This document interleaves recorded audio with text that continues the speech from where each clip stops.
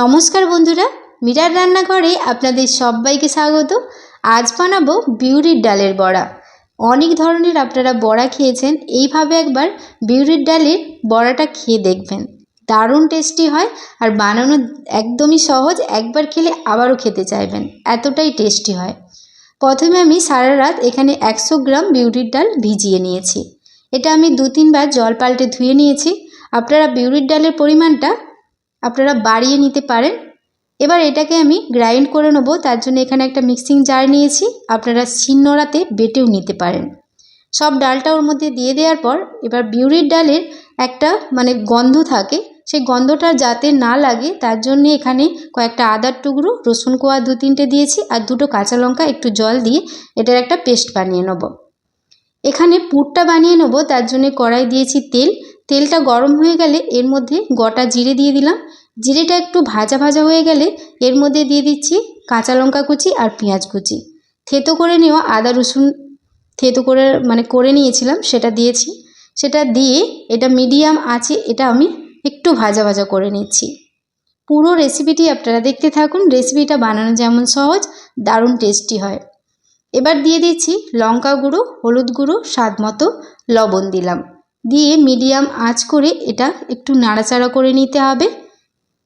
এবার কয়েকবার নেড়ে আগে থেকে সেদ্ধ করে ম্যাশ করে নিয়েছিলাম কিছুটা আলু, সেইটা দিয়ে দিলাম। দিয়ে গ্যাসের ফ্লেমটা মিডিয়ামই থাকবে, এটা নাড়াচাড়া করে ভালো করে কষিয়ে নিচ্ছি।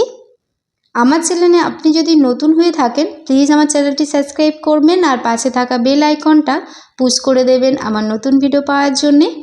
এবার নামানোর আগে কিছুটা ধনেপাতা কুচি আর লবণটা একটু কম লাগছিল, তার জন্য আমি আরেকটু দিয়ে ভালো করে এটা নাড়াচাড়া করে নিলাম। এখানে পুরটা আমার রেডি হয়ে গেছে। এবার গ্যাসের ফ্লেমটা অফ করে এটা নামিয়ে নেব আর ছোট ছোট গোল গোল বড়ার আকারে বানিয়ে নেব। এখানে ডালটা আমি গ্রাইন্ড করে নিয়েছি।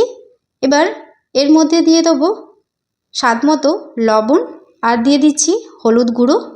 দিয়ে ভালো করে একটু সময় ধরে ফেটিয়ে নেব। আর এখানে কোনো রকম জল দেওয়ার দরকার নেই, এটা ফেটানোর পর এটা কিন্তু অনেকটাই ব্যাটারটা নরম হয়ে যাবে, তার জন্য এখানে আর কোনো রকম জল দেওয়ার দরকার নেই।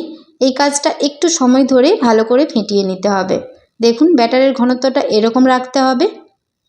আর আগে থেকেই পুরটা আমি এইভাবে ছোট ছোট বলের আকারে বানিয়ে নিয়েছি।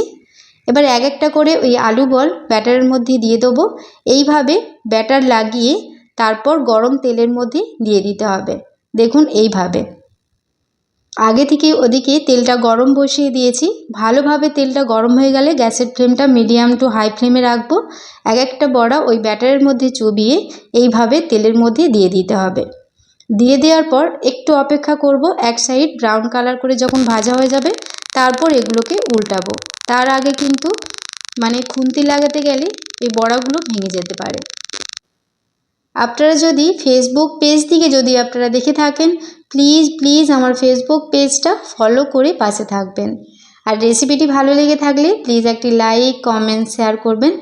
এক সাইড হালকা ব্রাউন কালার করে হয়ে গেলে এগুলোকে আমি উল্টে পাল্টে নিচ্ছি।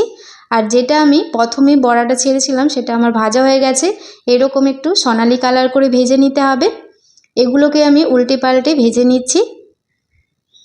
দেখুন এগুলো আমার ভাজা হয়ে এসেছে। এইরকম যখন কালার চলে আসবে তারপর এগুলোকে আমি তুলে নেব। দারুণ খেতে হয়, আপনারা বাড়িতে একবার হলেও বানাবেন, তারপর আমাকে কমেন্ট করে জানাবেন কেমন হয়েছে। সবগুলোকে আমি তুলে নিচ্ছি আর একইভাবে মিডিয়াম টু হাই ফ্লেমে বাদবাকি বড়াগুলো ভেজে তারপর আপনাদের দিকে দেখাচ্ছি। এখানে আমার সবগুলো ভাজা হয়ে গেছে। দেখুন একটা প্লেটের মধ্যে নিয়ে নিয়েছি। দেখুন কত সুন্দর হয়েছে, খেতেও দারুণ টেস্টি হয়। একটা খেলে আবারও খেতে চাইবেন, এতটাই টেস্টি হয়। এটা আপনারা সন্ধ্যে সকাল চা কফিতেও খেতে পারবেন বা এটা আপনারা মুড়ির সাথেও গরম গরম পরিবেশন করতে পারবেন। আজকের এই ডালের বড়ার রেসিপিটি আপনাদের কেমন লাগলো অবশ্যই কমেন্ট করে জানাবেন।